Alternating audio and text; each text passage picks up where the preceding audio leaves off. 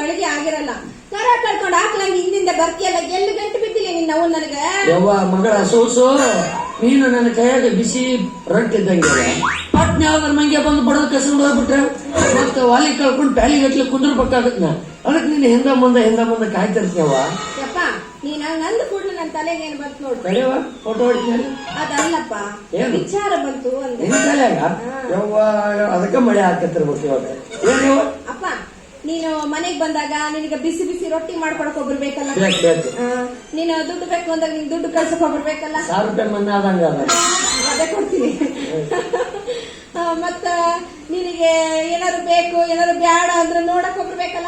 ಬೇಕು ಅದಕ್ಕ ನೀನ್ ಯಾಕ ವರದಕ್ಷಿಣೆ ಕೊಡೋ ಮುದುಕಿನ ಮದುವೆ ಆಗ್ಬಾರ್ದು? ಮಂದೆ ಕೈ ಮಾಡ್ತಿದ್ದಾಳೆ, ನಾಚಿಗೆ ಮಾಡ್ತಿದ್ದ ನನಗೆ. ಆಗಬೇ ನಮ್ಮಂತವ್ರ ಕಂಡ ಎಲೆ ಮನುಷ್ಯರ ಒಂದ್ ಮಾತು ಹೇಳ್ಯಾರವ, ಅಡಿವಾಗ ಅಡಿಕೆ ಹೊಡೆ ಕೊಡ್ದಂತ ನಮ್ಮಂತ ಮುದುಕ್ ಮನುಷ್ಯರಿಗೆ ಮದುವೆ ಮಾಡಬಾರ್ದಂತ.